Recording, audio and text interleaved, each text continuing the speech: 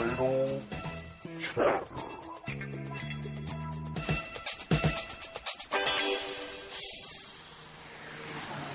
What if I told you that I was the front man for one night for a band that featured a drummer that's now jamming with the band Breaking Benjamin? Would you believe me? I wouldn't believe me. We'll get more into that story here in a little bit, but beforehand, I want to go ahead and introduce the guest I have tonight. He is that incredible drummer. His name is Shaun Foist. I want to welcome you to Idle Chatter Podcast, Shaun. Hello, how are you doing? I'm doing well. You know, it's interesting. You know, you make me sound like I have this knack for finding these incredible guests out there, like I'm just scouring the landscape. But we go back a ways, man. Yeah, we go back to playing, like, what was it, like softball and like t-ball together?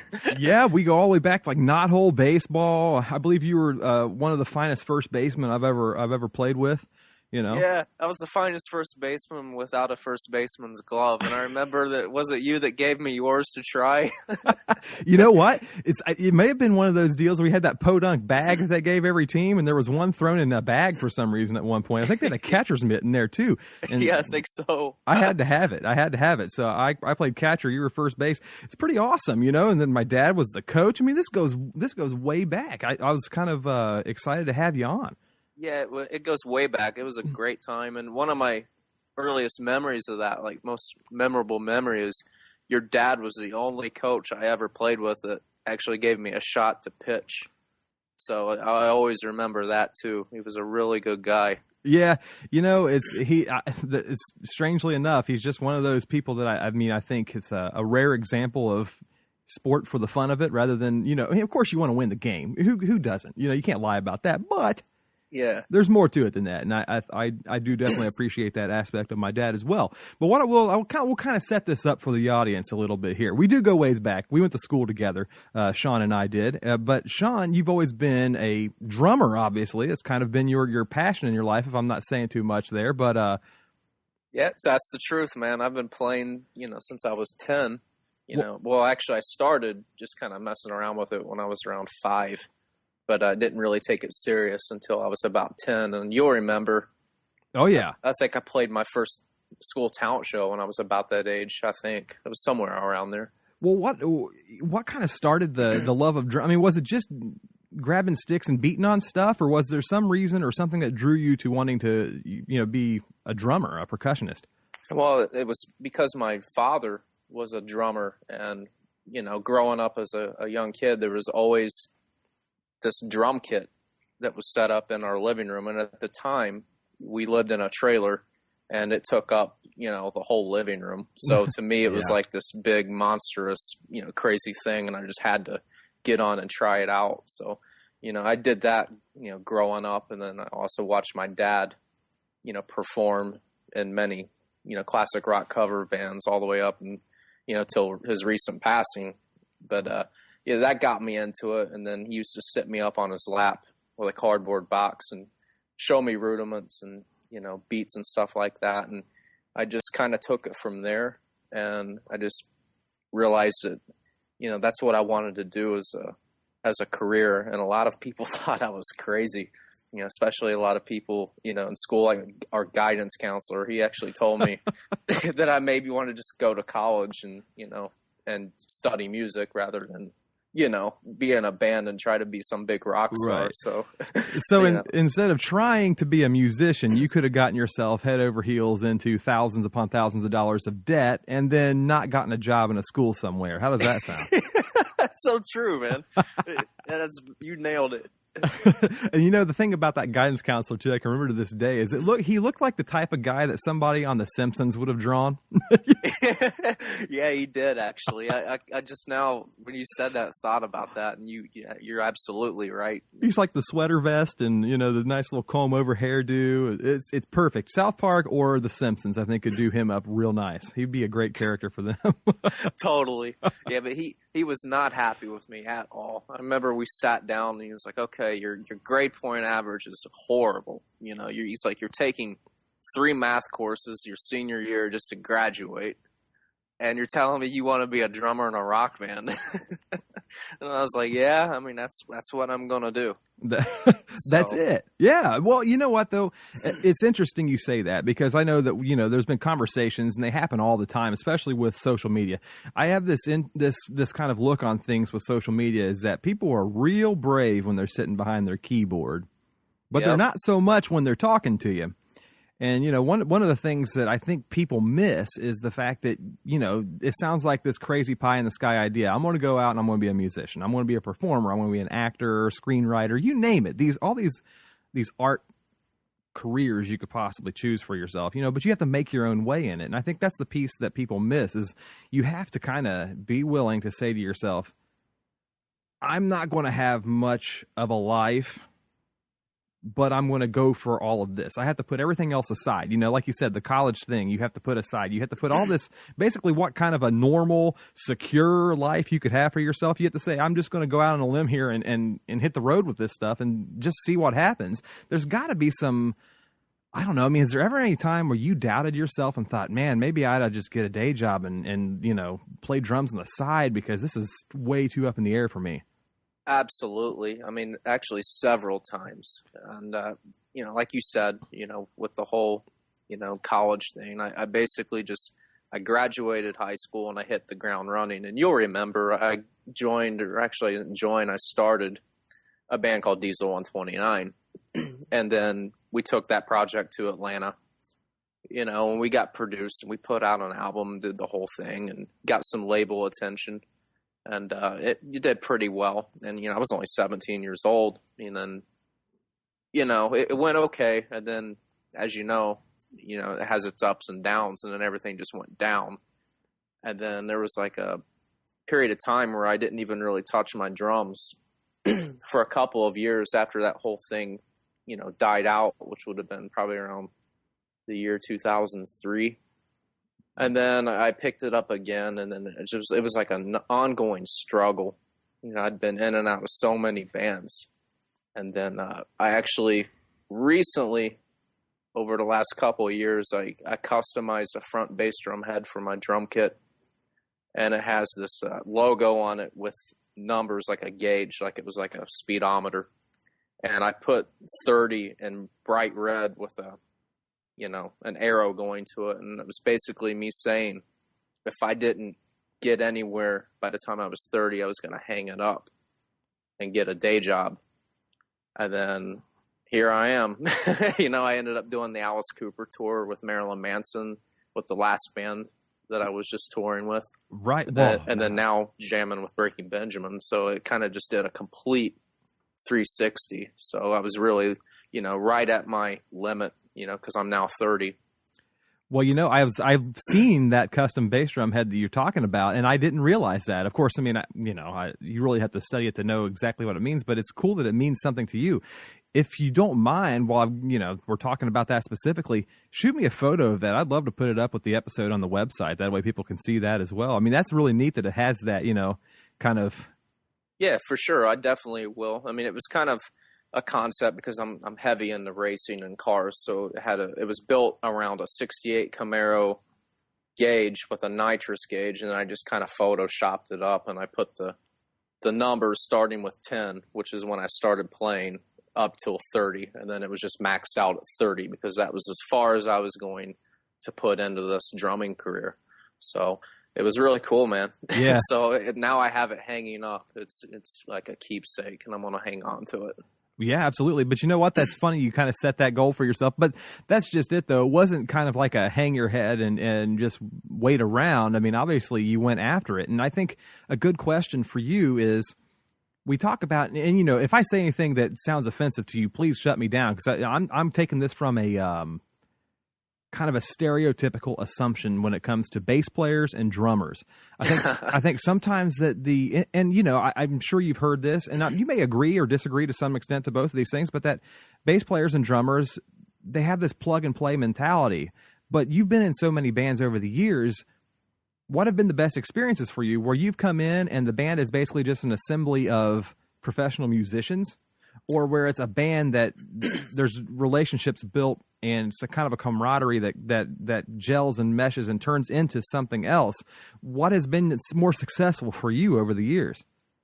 That's a really good question because it's actually a combination of the both. I remember when I formed the band Black Saints Cartel, it was pretty much formed with a lot of my really good friends that all played. And, it was like one of those things where they all got along, and it was just a fun time. Some of those, people, which we're not going to mention any names, but there was one person in particular that wasn't as talented, yeah, and it just kind of like it brought the band down, and and it became a big struggle. But the rest of the band were all in a unity, and we got along, and it was just a really cool time. But what really got me, is when I started playing with other musicians, that were really, really, really good. And I remember one in particular is when I did the Picture Me Broken album. And we recorded that in New Jersey. And they brought in a session bass player, and his name was Greg Smith, who plays for Billy Joel and Ted Nugent. And when you sit around and you play with these people and you study, how musical they are and how great they are, it really changes you as a musician.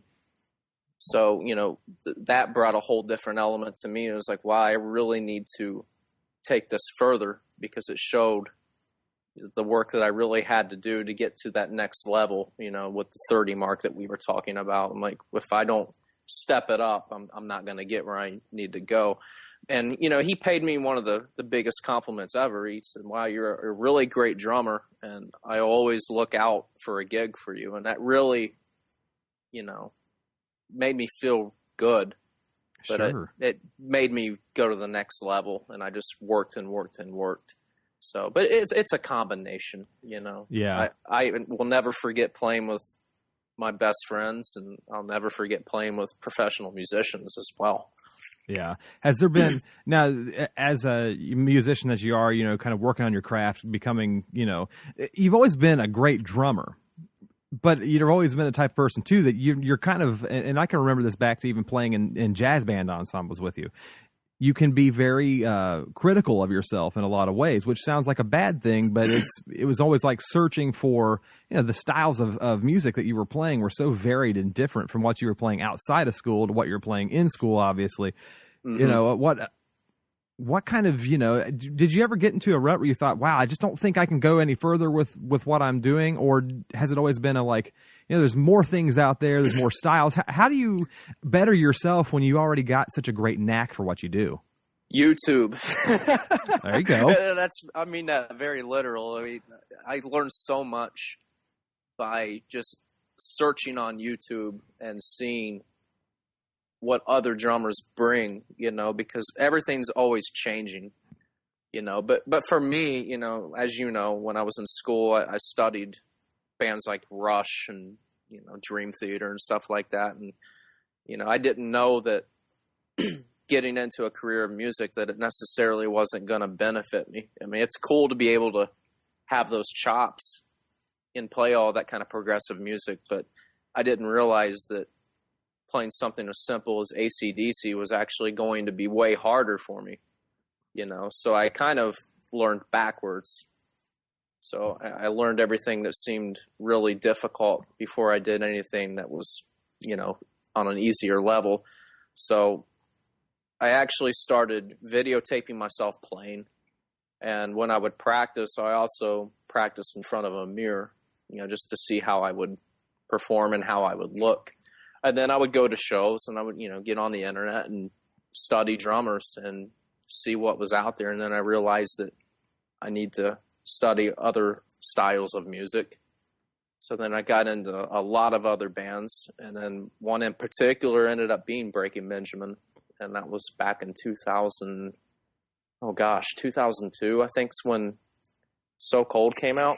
I think so, yeah, and that's really cool. I mean, it's kind of a neat full circle you played here with Breaking Benjamin alone. How do you get well, let's use Neil Peart as an example, because I know that's somebody you've always really looked up to, and it's obviously whenever I hear Tom Sawyer, I think of talent shows. I mean, you played a lot of, you played Tom Sawyer at least once, I know, maybe twice, I don't know, but I always think of him when I think of you, or the other way around.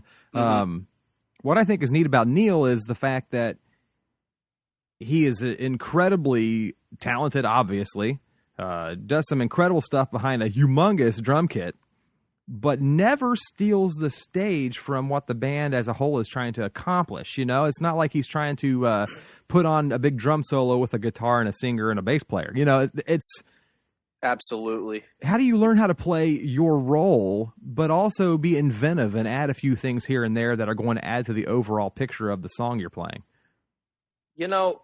For a lot of drummers, that's really difficult to figure out, because as you see a lot of shows, you see the drummer, trying to take up most of the show and break stuff, and which all that's cool. It just depends on what band you're playing for. But as you said with Neil, he plays his role and he does it very well. So, but for me, I actually appreciate songwriting and lyrics. So when I listen to a new song, I listen to the lyrics and listen to, what it's about, and I appreciate it. So I don't ever necessarily try to play over it. I try to complement it. And the same goes for live. Let's face it, 9 times out of 10, everybody in the audience is primarily there to see the person singing the song because they can relate to it. So you have to know the fine line to walk, as far as when you can do certain things. And for me, I just pick certain spots in songs where maybe the singer's not doing something, lyrically, and it's just all musical, and I'll do my thing to it. And then there's obviously drum solos in shows too. So right. I respect everybody else in the band, and I just definitely try to just play the song. So, and I learned a lot of that from Neil. Like you said, when you watch him, he's doing his thing, and he's also a lyricist. So I think maybe that has a lot to do with it too. He writes all the lyrics for the band. Yeah, it's like a lot. It seems like a lot of musicians and a lot of bands that ultimately don't end up going too far are comprised, and that's the reason why I asked you the question about professional musicians together or a band that's gelled. And you obviously the combination, the middle ground, always seems to win out in a lot of these arguments. But I think a lot of bands have a hard time seeing the forest for all the trees. They can't get past what they're looking at because they can't see past their own guitar. They can't see past their own drum set. They can't see past the microphone they're singing into, and I think that really plays something into it. And even in these bands that are comprised of, they're named for the singer, the songwriter, like we'll use Bob Seger and the Silver Bullet Band as an example, That's a band you like seeing. Now, of course, you're there to see Bob because, that's the guy, but that's a band that plays so incredibly well together that it's just an experience, And I think that that's something that's always been really great about the live show for me. But you've always been, playing live because that's what bands have to do. Mm-hmm. How do you change your mindset, though, when you're going into a studio session? It's definitely a whole different ballgame because you can get away with a lot of stuff live, as far as like what I call playing loose. You don't have to be so tight with the metronome. That's if you're playing the one. But in studio, I basically, I turn the click up pretty loud. I call the metronome the click track for those listening that don't know what that is. And I turn it up pretty loud so I get the tempo instilled in me, and I leave a lot of the instrumentation down in the mix. And sometimes if I know the song well enough, I'll just play to the click track and nothing else so I can just focus and lock in. But honestly, when you're under microphones and you have a producer looking at you, it's like, it's a lot of, stress. Yeah. And I actually am able to perform well under that kind of stress, and it fuels me to do it. So, and studio time is money. And if you're in there taking, 10, 15 takes to get a drum part down, I mean, it's just costing everybody money. Yeah. So you have to learn how to kind of get it done quick and be solid, and I didn't get good at that until recent. I remember my first studio session, I was in Atlanta in a studio called Tree Sound. And I couldn't even really play to the click well, and everyone's like, what's going on? I thought you could play, people in my band. Yeah. And they didn't understand, because when you're a 17-year-old kid, it's a whole different ball game. And then I met producer Dave Cobb and worked with him on our second demo. And he introduced me to other forms of playing to a click and how to make it more comfortable. And he pretty much saved my life as a drummer. He showed me how to hit the drum the proper way and how to play to a click. And that just changed me all around. And since then, it just became natural. So Dave Cobb was a very, very, very influential person in my playing. And he's now a huge producer in Nashville. He's doing some big stuff. Sometimes it takes that one person to come along, I mean, it really does, because, I mean, really, did you ever take formal lessons? No, I never did take formal lessons. My dad, showed me the basics, and he bought me some DVDs, and I would study them. And like I said, I learned backwards, so it's kind of like, up recently, it's kind of biting me in the butt, because, now there's stuff that, I'll see in people like, hey, this is a Radamaque. And I'm like, well, what the heck is that? Because I didn't know. So I'm now, to date, I'm studying stuff that I should have learned when I was, 10 years old. Yeah. So, but, I also took, a couple of small lessons from the former drummer of Breaking Benjamin, Chad Saliga. I think I took one Skype lesson from him, and he was a big influence in my playing, at one point in time. And, I was fortunate enough to be able to get around and learn a few things from him, but I never really took any long periods of time of lessons from anybody. Well, so. I mean, that's impressive. The thing that I think that's been an uphill battle from my perspective, looking at you as a musician, is the fact that, it's that band thing. It had you stay with Diesel 129, and you guys say you guys, were signed and got this huge record deal, and, were selling tons of records or whatever. You could have hid behind your skills at that point indefinitely, because you were playing with the same group of guys. You knew the group of guys. They knew your abilities. You knew your abilities, and nobody was really going to push you further. But having to work the way you've had to branch out. You've had to reach out to other musicians and producers and all these things. And I mean, I can't critique your skills, because I'm not, in any way, shape, or form a person that's able to do that with any sort of legitimacy at all. But your musicianship is it's gotten grown bigger and bigger, because I think you've had to work your butt off, and that's the big piece here. I really appreciate you saying that, but yeah, it's been very intense with like just trying to get better. And with this last tour that I just got off of, like I said, with Alice Cooper, I met the drummer. His name's Glenn Sobel. And you got to look him up. He's one of the most incredible drummers I've ever seen play. And here I am, I'm going on to this tour, and I think I'm in great shape, and I'm getting good, and which I've never thought of myself as a really great drummer. I've always thought of myself as a decent drummer, and I can keep time, But when I saw him play, I was like, oh my God, I quit. I have to just start over, and, because he was just doing stuff that I had never seen before. And he was also a big teacher too in music out in California. And, I also contemplated, calling him up and trying to get lessons from him, and I still may, because there's so much still for me to learn. I'm still working at it. And that's the thing, is you're never going to master your instrument fully unless you're like Buddy Rich. I still think that's the best drummer that's ever lived.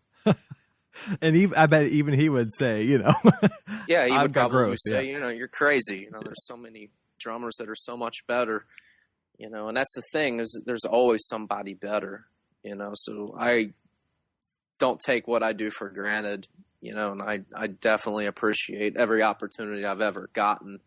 But I will say that I've definitely worked for him. It was never handed to me, so it's been very stressful. Yeah, the big piece there is that people that see you, they see you at your best.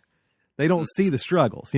They see point B. They don't see point A and then all the in between. That's the funny thing about it. It's like oh yeah, he's just out there playing drums, doing what he likes, and I'm working my 9 to 5 every day, really work. It's that mentality. Yeah. And I think it's the same thing, and we'll get to this in a little bit too, because I just like to pick your brain about it. But typically we talk horror movies on this podcast.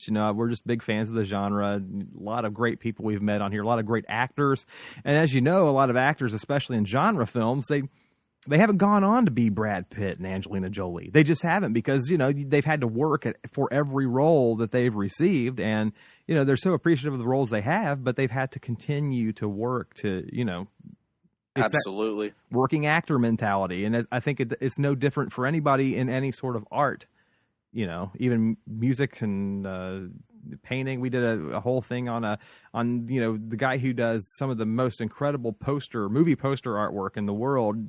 Nobody knew his name. Everybody knew his work, but nobody knew his name, And I think that there's a lot of in-between details that the average person just doesn't see. They just assume you're out playing.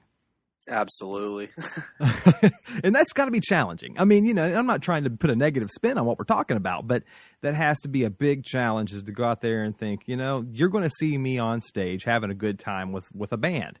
You're not going to see Monday through Thursday or Sunday through Thursday. So I don't know. I mean, right. I definitely, I can empathize with you. I can't say I sympathize with you because I've not been there. I do my thing in my world and I just enjoy the music, Absolutely. Yeah. People don't see all the work that's put in, to a tour. They just see the show.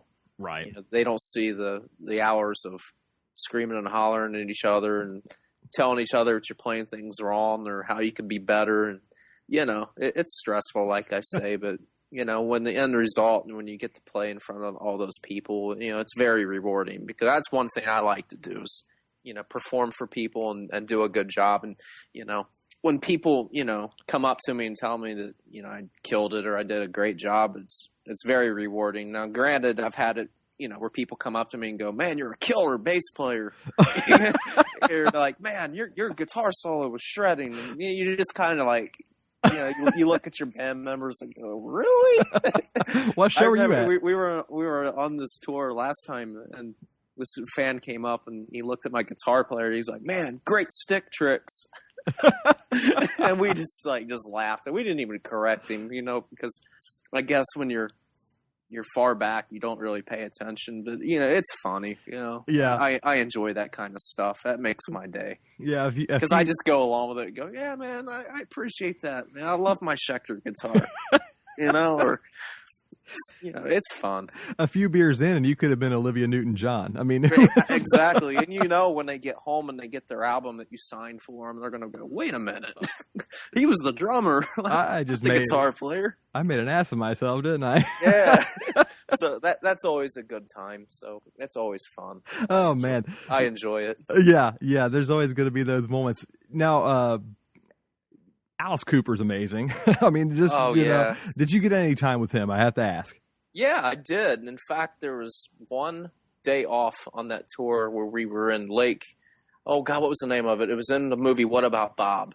Oh, geez. Lake Wakapa. What's the name of it? I know what you're talking about, but I can't think of the name either. Wikipesauk. It's something crazy. It started with a W. I can't remember. But anyways, we were out at the same place where they filmed the movie where Dr. Martin went on vacation, where, Bill Murray followed his doctor. And we were out there, and, it was kind of like a beach setting, and I was actually shooting basketball with Alice Cooper. Wow. And, he was just shooting by himself. And I walked over and I started shooting with him. And then, some of the other band members came over and they started playing. And the next thing you know, it was Picture Me Broken versus Alice Cooper, the whole band. And we lost. And he's actually really good. And from what I hear, he's an accomplished golfer. And he carries his, truck on the back of the tour bus. He drives it from show to show so he can go play golf. So it's really cool. That's great. Now I've heard, you see him on TV on like celebrity golf scrambles and things like that. But every time you hear about it, everybody, if you're not a fan of Alice Cooper, you kind of have an image in your head of what he is. But everybody in the world that you can talk to says that Alice Cooper is the coolest person you'll ever meet. And I could believe that. He just seems like an incredible guy. It's the absolute truth. He's the most kind, generous person I've ever met in my life, besides Ben Burnley from Breaking Benjamin. But he, is a whole different person on stage than he is off the stage. Like you said, when you see the show and you didn't know the guy, you'd think, oh my gosh, this guy's crazy, Yeah. But nothing like that. He's humble, and you would never even think that he does what he does.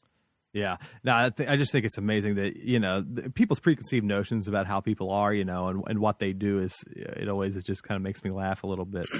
Uh-huh. Yeah, but I'll tell you, Manson, that's another story. Is that right? If you want to get into that, we will. But I'll tell you right now, he is an interesting character. So did he even talk to anybody? Because and I don't mean to stereotype somebody, because there's a lot of Manson music that I enjoy, but he seems like the type of person that wouldn't really give you a lot of time a day. Maybe I'm wrong. It's not that at all. He actually will talk to you, but he's very intelligent. And when you do talk to him, you have to talk to him about something that he's interested in. So if he brings something up and you talk to him, it's cool. But if you just kind of casually walk up to him and, say something, he may just kind of stare at you weird.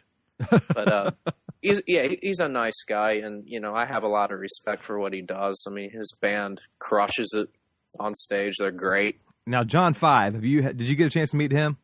No, I don't think, because he plays for Rob now. I don't know if he wasn't on that tour. It was Twiggy and Fred. And Jason Sutter was the drummer. Okay, yeah, John 5 is with Zombie, I believe. And I've only seen John with Zombie. So I didn't know if there's ever been a time in your drumming career where you've been around bigger bands that you've had an opportunity to meet him, because that's a guy that I've only seen him live once, but I watch videos of him all the time. I would love to meet John 5, and I was just kind of hoping maybe you had a chance to run into him at some point in your career.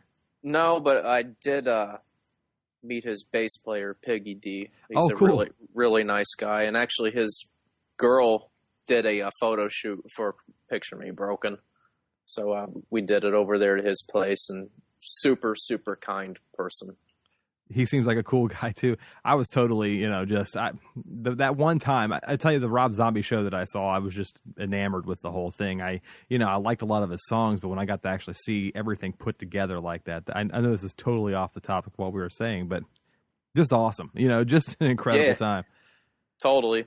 And actually, there's a picture of me where I'm all glammed out and I'm wearing this leather studded jacket. That's Piggy D's.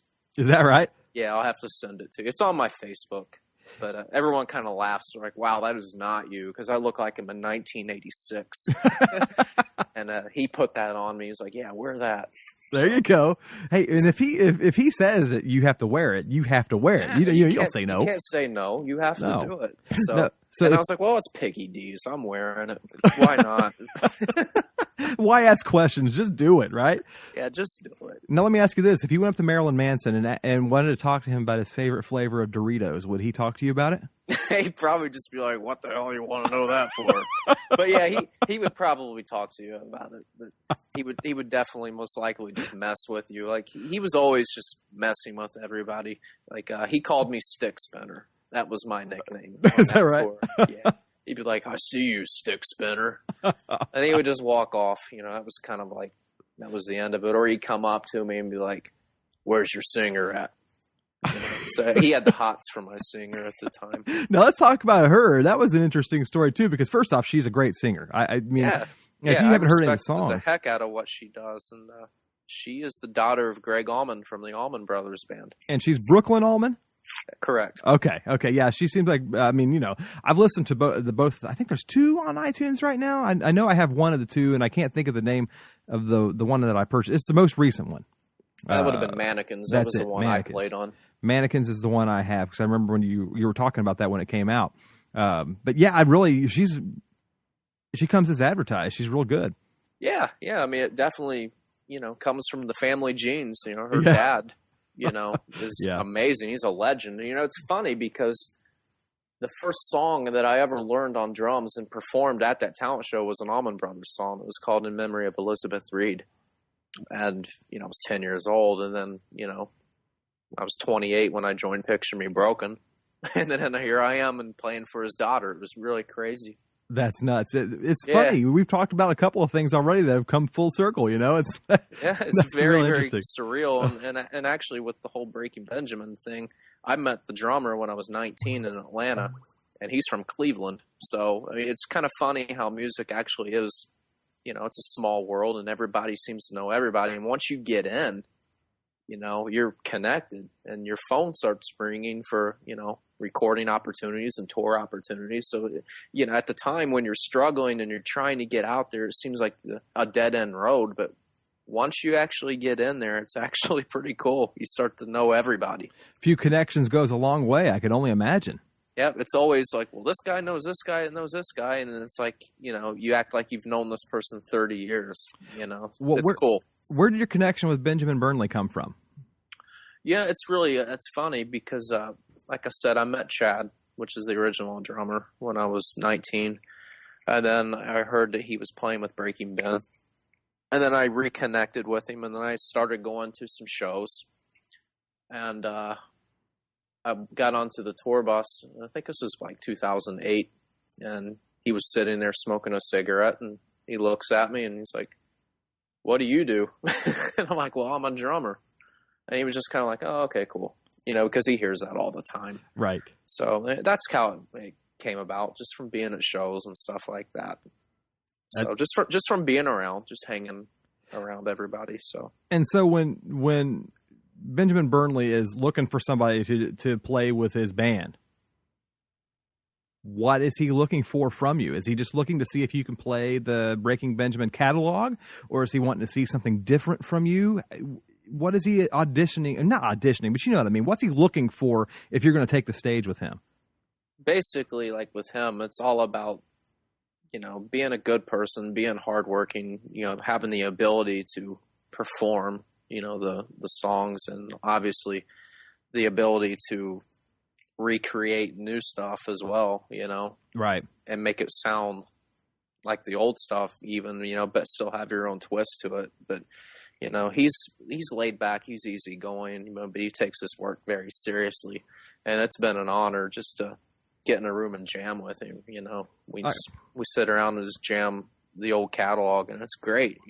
It's definitely surreal, because you spend so many, years going to concerts and being in the audience, and then I remember when I was jamming with him, I just kind of was like, oh my God, is this for real? Did I just play that song? Did I just play Diary of Jane with Ben? Well, there's that. What are you playing in that cover photo on your Facebook page right now? Like it's, you sitting there playing with him. What are you playing? It's hard to say. I mean, it's definitely one of the older tunes for sure.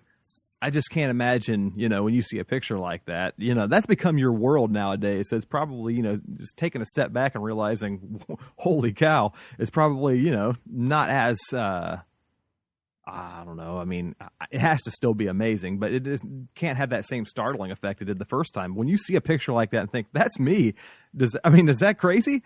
It's still crazy, yeah. I mean, some days it's like, you kind of are like, you get used to it. And then there's other days where you just kind of like go, oh my God, like it just seems like yesterday I was in Middletown, Ohio, struggling and not having anywhere to go. And I always wanted to do this. And then you look at that picture and you appreciate it. Right. And that's a lot of the reason why I put it as my cover photo. It's like, it's an appreciation for me, because I'll never take it for granted. I mean, let's face it. We could all leave here tomorrow, or anything can be taken from us. Yeah. So I appreciate everything. Yeah. Well, it's funny too, because I know everybody who's ever made it, quote unquote, in any sort of performance industry, has worked hard to some degree. I mean, I know there's probably some people that have had an easier road than others for certain, but. Oh yeah. There's guys that's just jumped right into it and, become popular and successful right off the jump just because they knew somebody. Yeah. Well, that's the thing though, is that, you living where you've grown up, and I'm not knocking where we grew up or where, I still live in Middletown, but it's like your opportunity for exposure here is so much less than somebody's opportunity for exposure in places that are frequented by a lot of music aficionados. It's the truth, so it's remarkable. It's true, but then again, when you go to places like New York or LA, you're also jumping into a large pond where there's, 500,000 other people trying to do the same exact thing that you are. So you basically have to separate yourself and have your own identity too. So it's actually kind of cool to be in a smaller town and just travel. And, now with the power of the internet with YouTube and stuff like that, you can really, really be effective if you're willing to put in the work and you're smart with it. And, with Middletown, like, I would never knock my hometown. As well as I do, there's several musicians that are so talented that are from there. Sure. I could name 20 off the top of my head right now. Yeah. And you would probably know who they are. Right. And they're amazing. And, and there's some of them that would just never get that opportunity, because they ended up having kids or, working a 9-to-5 job and getting married, but that they could do it. Right. Yeah. So different paths. Everybody takes their different path, but there's no denying the fact that just putting it all down and saying I'm going for it is something to be commended for sure. Yeah. Now, the funny thing is here, we'll do this full circle thing one more time, is that if you recall back in the old talent show days, you were the drummer and I was the MC of the talent show.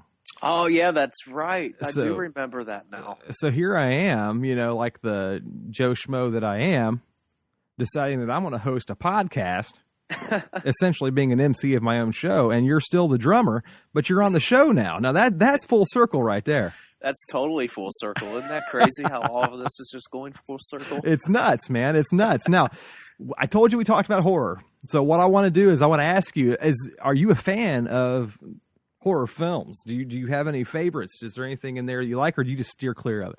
Honestly, I never really got into it, I know that it's, a huge thing for a lot of people, but I never really watched a lot of them. However, there's one that sticks out in my mind, and I couldn't even tell you what the name of it is because actually, well, you'll be able to tell me because it's a Rob Zombie film. Okay. So I don't remember the name of it, but it had the clown in it. Oh, yeah. So it's either House of a Thousand Corpses or The Devil's Rejects. That's the one, The Devil's Rejects. That's not a bad one to like right there. Yeah, I actually really enjoyed that. Like I told you, I couldn't tell you the name of half of the stuff. I'm really, really bad with it. Hey, I understand. And that's with any movie. Like, I'll watch a movie and I couldn't tell you the name of it 2 days later, but I could tell you who was in it and what it was about. But That movie was really good. I thought the production was really awesome, and I thought Zombie did a really good job. Yeah, I love it. I love it, yeah. And then there was another one called Hostel. I remember that one, which I thought was really interesting. Yep, we've talked about Hostel on the show before, too. Yeah, those are pretty good ones there, too. Now, are there any old campy 80s classics? Your stereotypical movie monsters that from our early youth that you can think of, like Freddy, Jason, Michael Myers, Pinhead, Chucky. Chucky and Pinhead for sure, man. Definitely with the scary movies. Yeah, those are always interesting. See, while you were doing productive things with yourself, I was renting these videos from the video store and sitting on my ass watching them. So yeah, I missed out on a lot of my childhood because I didn't do things that normal kids would do. Like, I didn't ever hang out with anybody. It's like, everyone makes this joke. They're like, why is there so many decent and really good musicians from the Midwest? Well, the answer is because we have basements. That's all we did. It was either you played video games and watched movies, or you played an instrument. Yep. And I chose to play the instrument. I never really got into the movies, so I'm just now catching up on all that stuff. Like I just now started watching Duck Dynasty, and it's off the air. That's how odd that is. I'm always behind. Are you spelling doom for these programs? Yeah, you know it. Well, I think they're coming back. They made enough of a stir with their recent events on social media that I think they'll be back stronger than ever. Whether you like that or not, that's up to you. But I'm sure. What I find interesting though is just different folks what they do, how they do it, but it's been really different strokes for different folks, you, man. You got it. Now, I'll leave the audience with this and see. I don't even know if you remember this, but can you wrap your head around playing a Britney Spears song with me in high school that I sang? Oh my God, I forgot about that too. That's what I was saying at the very beginning of the show. I was the front man for a band that featured Shaun Foist on drums one night, one song, and it happened to be Britney Spears.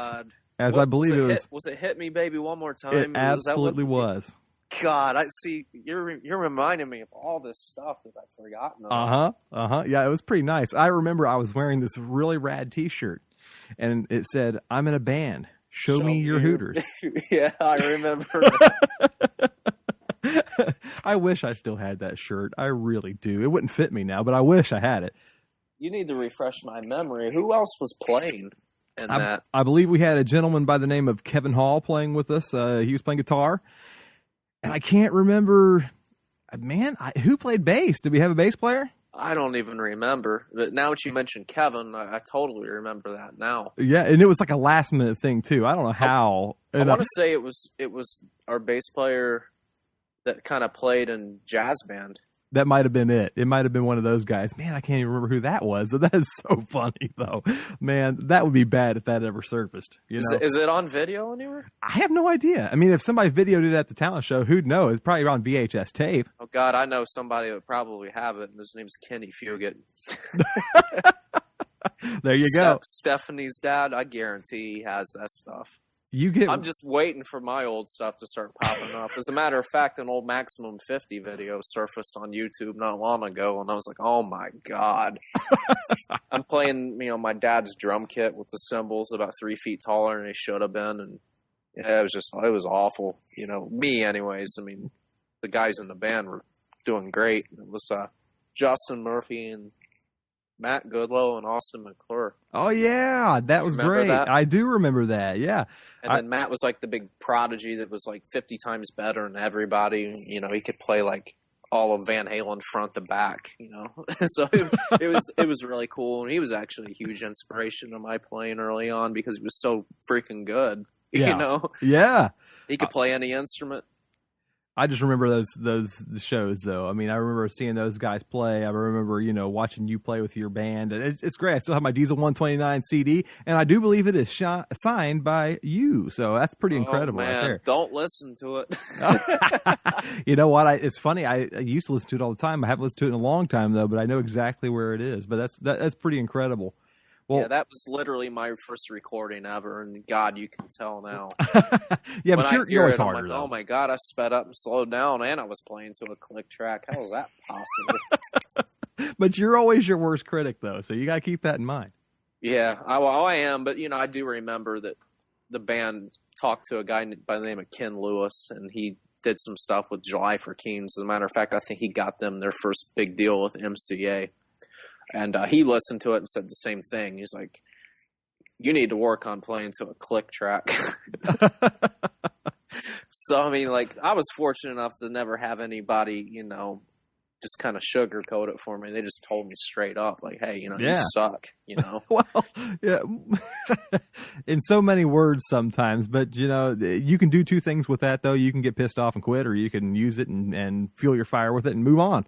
Yeah, exactly. And I just took it and, just kind of worked at it, Well, you could totally tell. I mean, it's, I'm not talking like moolah dividends, but it's paying dividends as far as seeing you, to us, where you came from, we're looking at like, this is incredible. And I'm sure you see it as incredible too, but keep on working hard and let's see how far this thing goes, because I just can't wait to see and, be able to say that, yeah, I sang Britney Spears with that guy, and it actually be like, you did what? Exactly. No way. That's great. Man, I can't believe I forgot all about that. I am getting old. It's something for you to reminisce on, though. You'll dream about it tonight, I'm sure. Now I'm going to be asking if anybody has the video so I can confiscate it from being put up onto the internet. That's my thing kidding. Too. It's why but see, the thing is though, is that I would be the most embarrassed because I'm singing that thing. Oh, I definitely need to hear this for sure. That's what I'm saying. So, like, this needs to stay away. I hope I haven't just opened the floodgates, because if anybody listens to this, this is what's going to happen, you know? And I'll be the guy that goes forever down as poorly singing a already terrible song. Yeah, exactly. You know, I'll make a deal with you. If I get the tape, I'll make sure that you see it first, and you can do whatever you want with it. All right. So I get final privileges on where that goes. Yeah, you can upload it if you wish. There we go. Okay, I'm down with that. Maybe if I've been up having a few brews one night, I'll get a little crazy and put it up. But other than that, I don't see it. Yeah. Well, Shaun, I appreciate you coming on. I know you're busy. You got a ton of stuff going on, you know, to stop and talk with me. You know, this is great. Oh, it's my pleasure, man. I'm just glad that I was able to do it. I know that we've been talking about this for a couple of months now. So, hey. Glad we could do it. You know, people are busy. You got a lot going on, and, you know, it's just one of those things where once we could finally sit down, I knew we'd have a good conversation, and it certainly was. If you could just hang on the line with me for a second, I will sign off here for Idle Chatter. I'm Andrew Morris, and you were listening to Shaun Foist, current jam member of Breaking Benjamin. He gets to play with those guys, which is way cool. So we'll talk to you all soon, and have a good week. Good night.